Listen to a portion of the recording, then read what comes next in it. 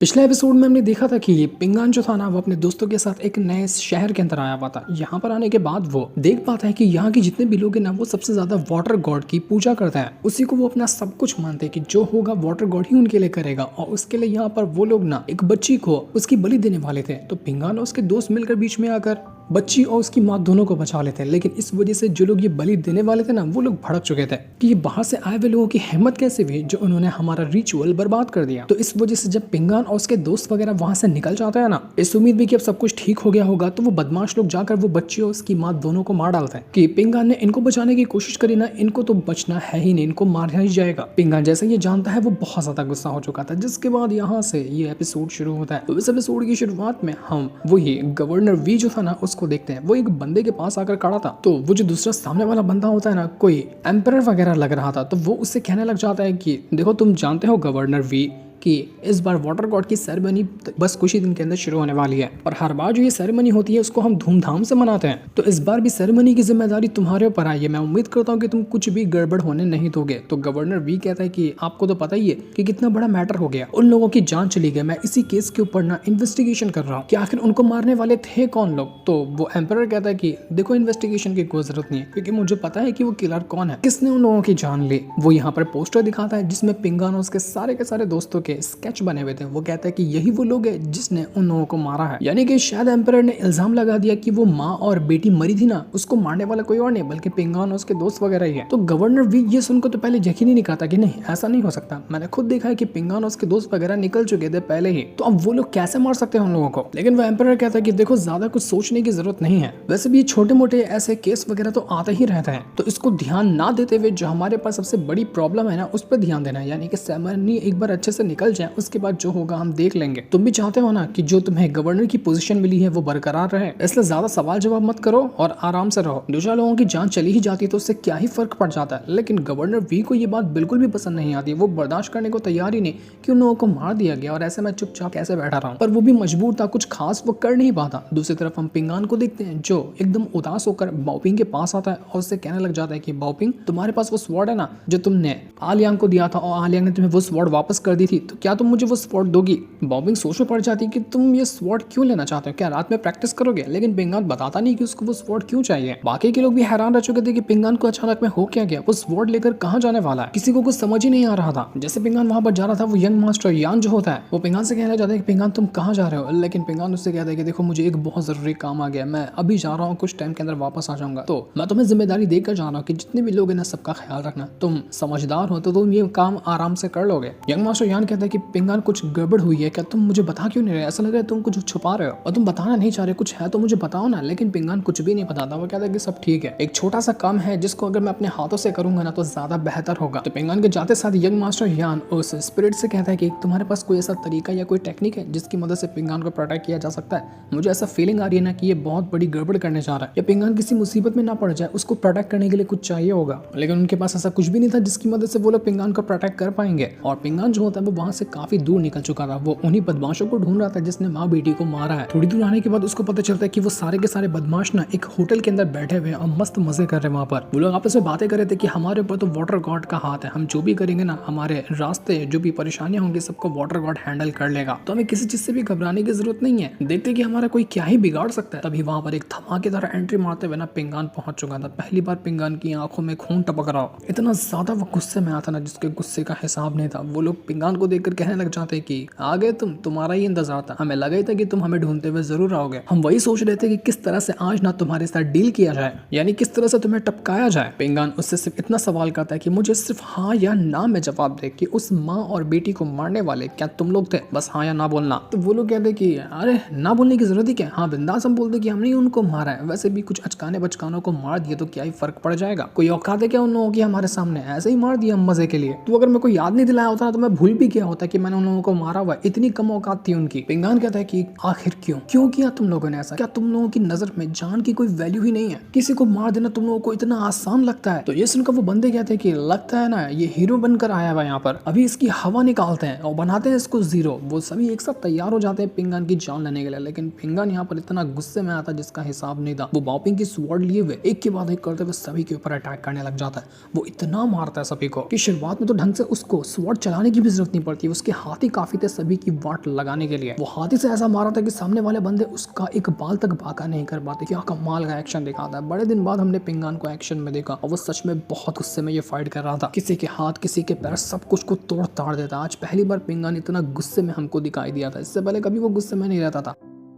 जिसके बाद हम देख पाते हैं कि वो जो बंदा जो सभी का लीडर था वो यहाँ पर पिंगान के ऊपर अटैक करने के लिए आता है। जब से वो साइड में खड़ा था अब वो भी बीच में कूद चुका था ताकि वो पिंगान की जान ले सके। वो अपनी स्वॉर्ड बाहर निकालते हुए तैयार हो जाता है पिंगान को मारने के लिए और अब पिंगान और उसके बीच में एक बैटल शुरू हो चुका था। वो बैटल सच में एक्स्ट्रॉर्डिनरी होता है। तो फाइट के दौरान ना उस लीडर को पता चलता है कि पिंगान के अंदर एक अजीब सा ऑरा मौजूद है जो कि स्वॉर्ड ऑरा है। अगर हम यहाँ पर इस पिंगान को वाटर गॉड को दे देते हैं ना तो वाटर गॉड इसका अच्छे से यूज करेगा और उसके बाद वो वाटर गॉड हमें रिवॉर्ड भी देगा इसके बदले। तो अब ये लोग पिंगान को यहाँ पर पकड़ने में लग गए थे ताकि इसको वाटर गॉड को सबमिट किया जा सके, क्योंकि वाटर गॉड अच्छा इंसान नहीं है, बहुत ही घटिया आदमी है वो। तो इसी वजह से अब यहाँ पर ये लोग पिंगान की जान लेने के लिए पीछे पड़ जाते हैं। वो लोग अपनी पावर का यूज करते हुए पिंगान को मारने की कोशिश में लगे हुए थे, लेकिन पिंगान भी अपनी पावर को यूज करता है और अब जाकर फाइनली वो स्वॉर्ड को तैयार करता है जो बॉपिंग वाली थी और उसको वो एक्टिवेट करते हुए अब तो धमाका मचाने को तैयार था। उसकी स्वॉर्ड से ऐसा ऑरा बाहर निकल रहा था जिसका हिसाब भी नहीं था। उसकी ऑरा को देखकर ही वो लीडर जो होता है घबरा चुका था। बॉपिंग की स्वॉर्ड के साथ पिंगान जो उसकी स्वॉर्ड मदर की स्पिरिट है ना जो उसको मिली है उसकी पावर को मर्ज कर देता है और इसके बाद तो वो अटैक इतना ब्रूटल हो चुका था जिसको देखकर वो लीडर की हवा टाइट हो जाती है। वो अपनी सारी टेक्निक को यूज कर लेता था कि किसी भी तरह से पिंगान को रोका जा सके। वो अपनी ड्रैगन स्पिरिट को समन करता है, पिंगान को वहां पर फॉर्मेशन के अंदर ट्रैप कर लेता है,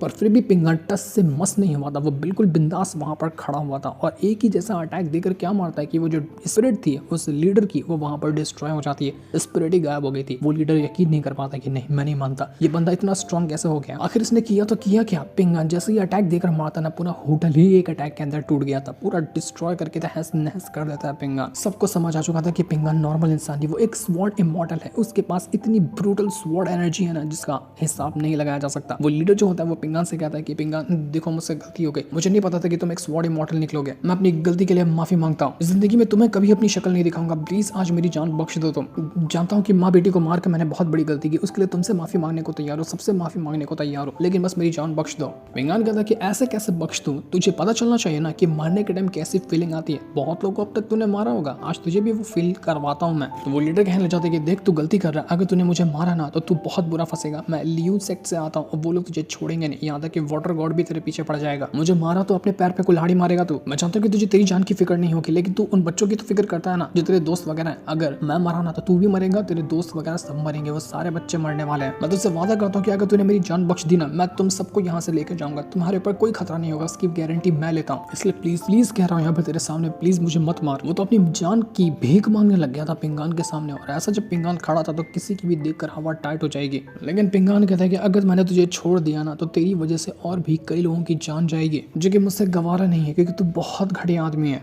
और भाई साहब सच में पिंगान उस बंदे की गर्दन उड़ा देता है। पहली बार इतना ब्रूटल इतना रूथलेस काम किया था पिंगान ने जिसको देखकर एकदम मजा ही आ गया। थोड़ी देर बाद गवर्नर वी जो था वो भी वहां पर पहुंच जाता है और कहने लग जाता है कि क्या हुआ था यहाँ पर, किसने की ये सारी हरकत। तो उसको सामने नजर आता है पिंगान जो तैयार खड़ा था अपनी स्वॉर्ड लिए हुए और सबको पता चल चुका था कि ये काम किसी और ने नहीं बल्कि पिंगान ने किया। सबको मारने वाला पिंगान अकेला है। सब लोग पिंगान को एक क्रिमिनल घोषित कर देते हैं कि ये अपराधी है, पर गवर्नर जानता था कि पिंगान ने जो किया है ना उसने गलत नहीं किया, उसने उन्हीं बदमाशों को मारा है जिसको मारने की मेरे अंदर परमिशन नहीं थी, मेरे हाथ बंधे हुए थे। तो वो कहता है कि नहीं, पिंगान को कोई क्रिमिनल घोषित करने की जरूरत नहीं है, ये उसका कुछ आपस का पर्सनल मैटर था जो सॉल्व हो चुका है। तो ये सुनकर पिंगान को बहुत अच्छा लगता है और ये वो वहां से जा चुका था। उसको समझ आ चुका था कि गवर्नर बुरा इंसान नहीं है, वो बहुत अच्छा है और इंसाफ के साथ चलता है वो। पर जैसे पिंगान वहां से जा रहा था ना हम देख पाते हैं कि वो जो स्पिरिट है वो उसके पास आ जाती है और कहने लग जाती है कि पिंगान मुझे माफ करना, क्योंकि अभी तुमने लोगों को मारा है ना वो मैंने अपने हाथों से तुम्हें ये काम करने के लिए मजबूर किया, क्योंकि तुम आखिरी टाइम पे रुकने वाले थे, तुम उस लीडर को नहीं मारते, लेकिन मैं तुम्हारे अंदर घुसकर उस लीडर की जान लिया था। और ये काम पता है क्यों किया मैंने, ताकि तुम कभी भी ना ऐसा गिल्ट फील के साथ मत रहो कि तुमने कितने लोगों की जान ले ली। तुम एक पवित्र इंसान थे जिसने किसी को नहीं मारा, तुम वैसे ही रहो।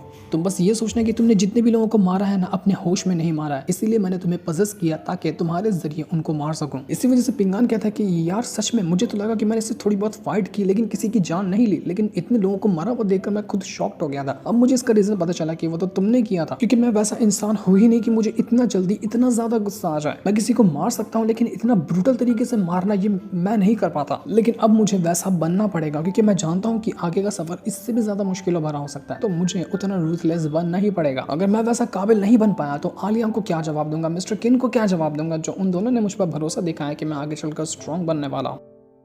तो वो स्पिरिट भी यहाँ पर पिंगान से कहता है कि पिंगान, अपने आप को दोष मत दो। मैंने जो देखा है ना आज, तो तुमने किया है वो सच में लाजवाब था। दिल खुश हो गया मेरा। तो तुम डिमोटिवेट मत हो, तुमने बहुत अच्छा काम किया है। और तुमने जब पहली बार मुझे देखा था ना, तुमने मुझसे एक सवाल किया था कि मैं तुम्हें एकदम जाना पहचाना क्यों लग रहा हूँ। उस टाइम मैंने तुम्हारे सवाल को इग्नोर किया था, लेकिन अब मैं तुम्हें जवाब देने वाला हूँ। वो अपनी पूरी शक्ल पिंगान को दिखाता और कहता है कि मैं ना गुकेन की फादर की आत्मा हूँ। गुकेन वही था जो पिंगान का बहुत प्यारा दोस्त था, लेकिन वो काफी साल दूसरी जगह कल्टीवेशन करने के लिए चला गया था और उसके जाने के बाद ही उसके फादर जो थे ना वो मर गए, और वो उनकी जो आत्मा है वही स्पिरिट बनकर पिंगान उसके दोस्तों के साथ रहती है, ताकि इनकी हेल्प करेगी ना तो उनको अच्छा लगेगा कि कम से कम कुछ लोगों का तो वो साथ दे रहा है। इसी वजह से ये स्पिरिट इतनी ज्यादा हेल्प करती थी पिंगान उसके दोस्तों के। पिंगान को यकीन ही नहीं होता कि नहीं, ये नहीं हो सकता, आप हमारे साथ थे, मैंने इस बात को क्यों नहीं पहचाना। आपको पता है बचपन में ना मेरे फादर आपके बारे में बहुत कुछ कहा करते थे कि आप इतने ज्यादा कमाल के, इतने हैंडसम हुआ करते थे ना, जिसका हिसाब भी नहीं था। सब लोग आपके दीवाने थे। इतने सालों के बाद आपको देख करना मुझे बहुत अच्छा लग रहा है। गुगेन का फादर भी काफी ज्यादा इमोशनल था क्योंकि उसकी फैमिली ना बिल्कुल बिखर चुकी है, उसको अपनी फैमिली को वापस से इकट्ठा करना है। तो पिंगान भी कहता है कि आपकी फैमिली जरूर वापस से एक बार यूनाइट हो जाएगी। जो आप सपना देखे ना, आपका वो सपना जरूर पूरा होगा। वो स्पिरिट पिंगान से कहता है कि पिंगान, तुम्हें पता है मैं उस सिर्फ किताब के अंदर नहीं था जो उस छोटे बच्चे को तुमने खरीद की थी। मैं उस टाइम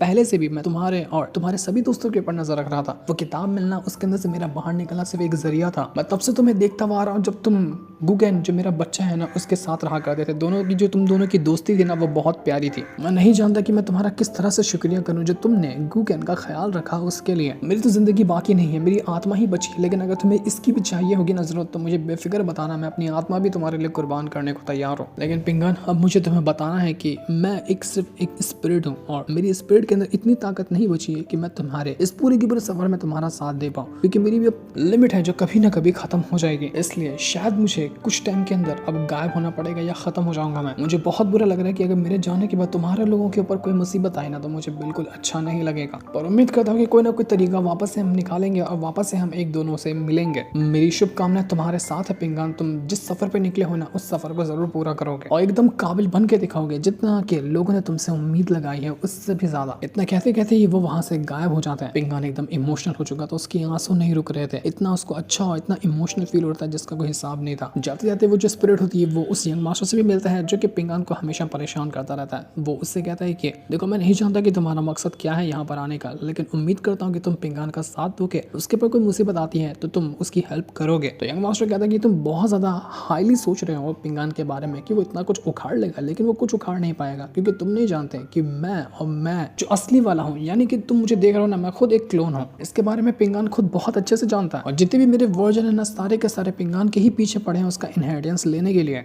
अगर मैं रुक भी गया तो मेरे और भी वर्जन आएंगे पिंगान की जान लेने को, उसका इनहेरिटेंस छीनने को। ये एक बहुत ही बड़ा कॉन्स्पिरेसी है जिसके अंदर पिंगान फंसा हुआ है। तो वो जो स्पिरिट थी वो यहाँ पे कहने जाती कि देखो, तुम्हारा कुछ भी इंटेंशन हो, तुम्हारा कुछ भी मकसद हो, मुझे उससे फर्क नहीं पड़ता, लेकिन तुमने अभी भी बहुत कुछ जो किया है या फिर आगे कुछ करोगे उसके लिए मैं तुम्हारा थैंक यू कहना चाहता हूँ, क्योंकि आज अगर तुम अच्छे काम करोगे तो अच्छे कामों का अच्छा फल तुम्हें जरूर मिलेगा फ्यूचर में। तो यंग मास्टर भी हैरान हो जाता है कि पहली बार कोई मेरी ऐसी तारीफ कर रहा है, इससे पहले तो किसी ने भी मुझे इस तरह से तारीफ करके नहीं सुनाया था। चलो अच्छी बात है, कोई तो कोई है जो मेरी तारीफ करता है, ये सुनकर मुझे बहुत अच्छा लगा। जैसे वो स्पिरिट वहां से जाती है ना, वो यंग मास्टर कहता है कि अगर तुम मेरे सच्चे प्लान के बारे में जान जाओगे ना कि असल में मेरा प्लान क्या है तो तुम कहीं जाते नहीं, सबसे पहले मेरी ही जान लेते। लेकिन मेरा असली प्लान क्या चल रहा है मेरे दिमाग में, इसको कोई भी नहीं जानता सिवाय मेरे। तुम्हें मुझ पर भरोसा करना ही नहीं चाहिए था, तुम मुझ पर भरोसा करके मुझे इतनी अच्छी अच्छी बातें सिखा कर चले गए। अफसोस करोगे इसका तुम फ्यूचर में कभी अगर बच पाए तो। ये यंग मास्टर कुछ तो घोटाला कर रहा है, कुछ तो बहुत बड़ी गड़बड़ कर रहा है, इसलिए वो इस तरह की बातें कर रहा था। दूसरी तरफ हम एक वीरान जगह का सीन देखते हैं जो जगह बहुत ज्यादा खतरनाक लग रही थी, और यहाँ पर गुकेन होता है वही पिंगान का छोटू दोस्त, वो अपनी माँ के साथ होता है। वो दोनों बहुत ज्यादा डरे हुए लग रहे थे। गुकेन अपनी माँ से कहता है कि माँ, आपको फिक्र करने की जरूरत नहीं है, अब हमें कोई भी परेशान नहीं करेगा। वो अपने मन में ही कह रहा था कि पिंगान तुम कहाँ हो, मुझे तुम्हारी बहुत याद आ रही है। मैंने तुमसे कहा था ना कि यहाँ पर कोई भी अच्छा नहीं है सिवाय तुम्हारे। तुमने कभी मुझ पर भरोसा नहीं किया और मुझे जाने की परमिशन दे दी तुमने। तुम्हें मुझे अपने से दूर कभी नहीं करना चाहिए था। तभी वहाँ पर एक ड्रैगन स्पिरिट आती है जो कि बहुत ज्यादा खतरनाक लग रही थी और वो यहाँ पर इनके चारों तरफ ये मंडला रही होती है। ये ड्रैगन स्पीड जो थी वो किसी और की नहीं थी बल्कि उसी गुकेन की ही थी। बचपन में एक बार पिंगान ने उसको एक छोटा सा ड्रैगन दिया था ना, उसी को पाल कर गुकेन ने इतना बड़ा किया था, तो उसी की वो ड्रैगन स्पीड होती है जो यहाँ पर उसके साथ थी। इसी वजह से गुकेन और उसकी माँ को थोड़ी सी हिम्मत मिली होती, वरना वो बहुत ज्यादा डरे हुए लग रहे थे। दूसरी तरफ हम यहाँ पर यंग मास्टर यान को देखते हैं, वो एक किताब के अंदर बैठकर वहाँ की कोई टेक्निक को सीख रहा था। वो कल्टीवेशन कर रहा होता है जिस वजह से उसके अंदर से बहुत ज्यादा ऑरा बाहर निकल रहा होता है, लेकिन काफी देर की मेहनत के बाद भी वो इस चीज को सक्सेसफुल तरीके से कर नहीं पाता और वो बीच में से अटक जाता है। तो उसका दोस्त वहां पर आने के बाद कहने लग जाता है कि देखो तुम जब भी कल्टीवेट कर ना, इसको की एनर्जी कहते हैं। ये की कंडेंसेशन वाले जो कल्टीवेटर होते हैं ना वो यूज करते हैं। अभी तो तुम्हारे पास उतनी पावर नहीं है, तो तुम की एनर्जी को कैसे कंडेंस कर पाओगे? ये बहुत ज्यादा टफ काम होता है। ऊपर से तुमने तो अपनी कल्टीवेशन को छोड़कर स्कॉलर बनने का फैसला किया है, यानी कि तुम किताबों वगैरह की नॉलेज ज्यादा रखोगे, कल्टीवेशन पे कम ध्यान दोगे। तो फिर अब ये करने का क्या मतलब हुआ तुम्हारा? वैसे वो सब छोड़ो, मैं यहाँ पर ना एक खास काम के लिए आता। तुम्हें पता है इससे पहले मैं तुम्हारी जान बचाई थी, एक बार मैंने तुम्हारी हेल्प भी किया था, तो उसके बदले मुझे एक तालिस्मान दो ना। तुम्हारे पास तो ढेर सारे कमाल के तालिस्मान है, तो क्या बोलते हो एक तालिस्मान दोगे? ज्यादा टॉप लेवल का नहीं दोगे तो भी चलेगा, थोड़ा मीडियम लेवल का दोगे तो भी मेरा काम बन जाएगा। तो यंग मास्टर यहाँ कहता है कि ठीक है मैं तुम्हें तालिस्मान तो दे दूंगा, लेकिन वो तुम्हें चाहिए क्यों वो तो बताओ पहले। तो वो उसका दोस्त कहता है कि देखो तुम ये जान के क्या करोगे, मुझे एक जरूरी काम है, तुम तो बस दो ना मुझे। तो यंग मास्टर यहाँ उसको वो दे देता है और वो उसका दोस्त लेने के बाद कहता है कि ठीक है चलो अब मैं चलता हूँ। इसके बाद वो तालिस्मान का यूज करते हुए सीधा एक ना कुआं जो होता है उसके अंदर चला जाता है। जैसे वो कुएं के अंदर गया था, यहाँ पर वो अंदर आते साथ ही किसी अलग ही वर्ल्ड के अंदर पहुंच जाता है। ये जगह काफी शानदार लग रही थी और यहाँ पर एक पूरा महल होता है। ऐसा लग रहा था यहाँ पर ना वो जो वाटर गॉड है उसकी सेरेमनी होने वाली ना वो यहीं पर होती है पानी के अंदर, और वहाँ पर जाने का रास्ता वही कुआं था। यहाँ पर गवर्नर वी भी होता है और वो जो एम्परर था वो भी यहाँ पर मौजूद होते हैं। लड़कियां भी डांस वगैरह कर रही थी और यहाँ का माहौल बिल्कुल एक पार्टी जैसा था। सभी यहाँ पर मस्त पार्टी करने के लिए आए हुए थे। वो लोग कहना चाहते कि आज जो हम यहाँ पर इस मुकाम पर पहुंचे हुए ना, ये सब हमारे वाटर गॉड की मेहरबानी है, उनकी वजह से हमें ये सारी की सारी पोजीशन मिली है। एक हो गया वाटर गॉड और दूसरा हो गया लियूस सेक्ट। ये दोनों हम सब के ऊपर इतने मेहरबान है ना जिसका हिसाब भी नहीं लगाया जा सकता। तो जब वो लोग हमारे लिए इतना कुछ करते हैं तो हमारी भी जिम्मेदारी बनती है ना कि हम उनके लिए भी कुछ करें। तो इसलिए हर साल हम यहाँ पर ये सेरेमनी रखवाते हैं। वहीं पर वाटर गॉड भी आराम से बैठा हुआ था और ये वाटर गॉड वही होता है जिसको हमने लास्ट एपिसोड के देखा था ना, एंड में वो एक लड़की से बात कर रहा था, तो वही बंदा था वाटर गॉड। और एक नंबर का ये घटिया से घटिया आदमी है। वाटर गॉड का एक चेला होता है, वो कहने लग जाता है कि गवर्नर वी, मैंने देखा है कि आप बहुत ज्यादा ना नरम दिल बनते जा रहे हैं, आपको इतना ज्यादा नरम दिल बनने की जरूरत नहीं है। जो जितना नरम दिल होता है वो उतना जल्दी ही टपक जाता है। वाटर गॉड यहाँ पर सभी की तारीफ करा था, वो एम्परर जो था उसकी भी तारीफ करता और भी जो यहाँ पर आए हुए थे उनकी भी तारीफ करता, लेकिन वो गवर्नर के बारे में कुछ भी नहीं कहता। ऐसा लग रहा था कि गवर्नर की हरकत और गवर्नर की जो अच्छाई है ना उसकी जानकारी उसको मिल चुकी है। वाटर गॉड कहता है कि एक वाटर गॉड का सबसे खास काम वही होता है कि उसको अपने लोगों को ना अपने बच्चों की तरह ट्रीट करना पड़ता है। जैसे कि तुम लोग मेरे हो तो तुम्हें मैं अपने बच्चों की तरह ट्रीट करता हूँ। कुछ तुमसे गलती भी हो जाए तो उसके लिए तुम्हें माफ कर देता हूँ, यानी कि तुम अपराध भी कर देते हो तो भाई यहाँ पर मैं उसको माफ कर देता हूँ। लेकिन हाँ, मेरे ना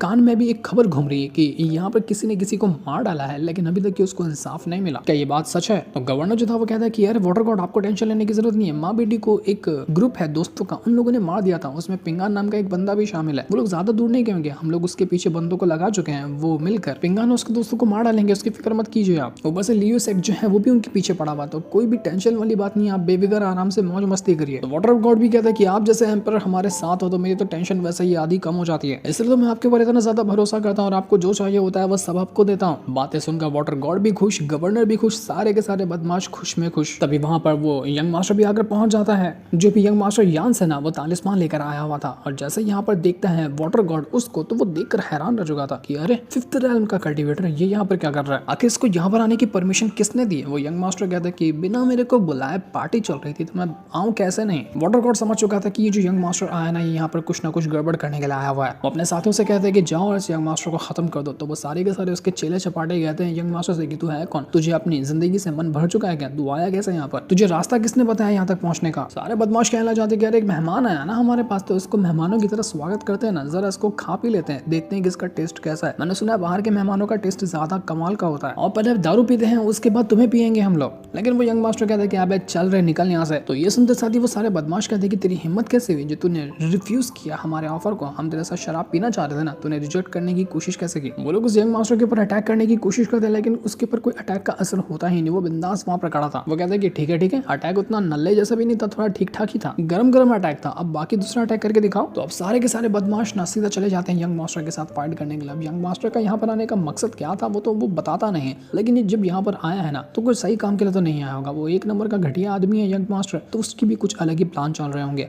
वो यहाँ पर आने के बाद सारे के सारे बदमाशों के ऊपर अटैक करने लग जाता है। वो ढंग से तो उतना अटैक करता भी नहीं, लेकिन उसकी हल्की सी पावर से ही सब लोग दूर जाकर फेंकाने लग गए थे, इतना ज्यादा स्ट्रॉन्ग था वो। वाटर गॉड कहते हैं कि तुम्हारे पास सच में पावर कमाल की है, तभी तो तुम यहाँ पर बखेड़ा खड़ा करने के लिए पहुंच गए, क्योंकि तुम्हें पता था कि हम लोग तुम्हारा उतना कुछ खास बिगाड़ नहीं पाएंगे। बाकी लोग कहने लग जाते हैं कि हमें पता तो नहीं कि ये बंदा कहाँ से आया, लेकिन कोई बहरूपिया या कोई जासूस लगता है किसी बड़े सेक्ट का, क्योंकि हमने जो इतने सारे इसके ऊपर अटैक किए हैं, कोई नॉर्मल बंदा इसके अटैक से नहीं बच सकता, लेकिन इसके पास कोई खास तरह का तालिस्मान है जो इसको हर खतरों से प्रोटेक्ट कर रहा है। ये आया कहाँ से इसके बारे में कुछ भी पता नहीं चल रहा। वाटर गॉड कहता है कि ये बचकाने यंग मास्टर, तुझे क्या लगता है कि तू कोई तालिस्मान कहीं से उठाकर उधार मांग के लाएगा और तू उसकी मदद से यहाँ पर जो चाहे वो करेगा और हम तेरा बाल तक बाका नहीं कर पाएंगे? सपना अच्छा देख लिया, पर पूरा करना तेरी औकात के बाहर है।